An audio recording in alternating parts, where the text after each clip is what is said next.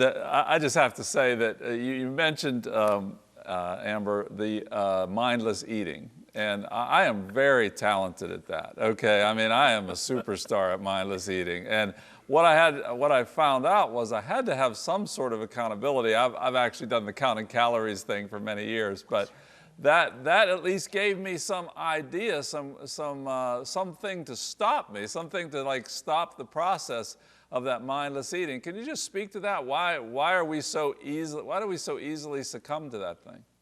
You know, I think it's because we are in a culture that's very busy, very hurried, and food, if it's easy and accessible and alluring, we just go for it.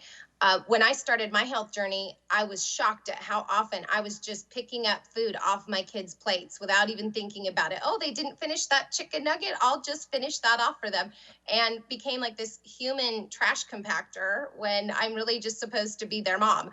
And so one of the things that's helpful is to journal. I encourage my clients to keep a food log for a while, just to increase that mindfulness so that we begin to realize all these little bits and things that we tend to put in our mouths that we don't even realize.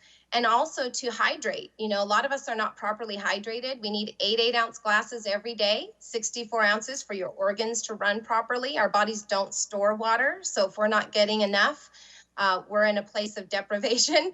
And so that can increase our hunger as well. And so there's a few simple things like that. Keeping a log, like you said, Tom, maybe you're counting calories, or even just focusing on getting those 8 ounce glasses of hydration in can go a long way to helping us have victory in this area. Amber, I love how you're giving us these simple tips, because one thing in your book, and I was just like, oh, it was like speaking right to me, is like, don't let snacks become your traps. And that's something that I really struggle with, is like the snacks, especially with like sugar cookies. And I'm going to be like transparent. When I was reading, I grabbed some snacks reading your book. I was like, oh my goodness, I'm defeating the whole purpose. But, you know, I know a lot as we're talking about this Eat Overlap, because we all have these different struggles. But could you just really speak to somebody who's watching today that this has been, you know, where it's February and maybe it was like their New Year resolution is that I want to eat well, I want to be healthy, but they've fallen into those traps again. What would you say to that person that's watching that is, this has been a struggle, a lifelong struggle, and that they need help? What would you speak to them? You know what, if you're struggling with this and you have had some starts and stops, just know that that's okay. This is not about perfection. We have kind of an all or nothing mentality when it comes to our health journey. And yet very few things in life really are conducive to an all or nothing mentality. You know, you think about a child when they're learning to walk, they take a few steps and they fall, and they take a few steps and they fall. And I've never had one of my 4 boys say to me, Mommy, that was too hard. I am not going to try to walk anymore.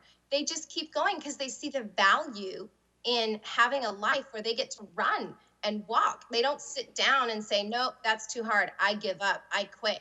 And yet we do that to ourselves on our health journey. And yet there's so much value in being healthy long term. You know, the Bible talks about in Psalm 92 about the righteous will flourish. The psalmist describes us as a palm tree, as a cedar of Lebanon planted in the house of the Lord, who still bears fruit in old age, who is fresh and green. Like, that is a worthy goal. So let's not quit on ourselves because we make one mistake or because we've struggled. The past is the past. Let's look to the future.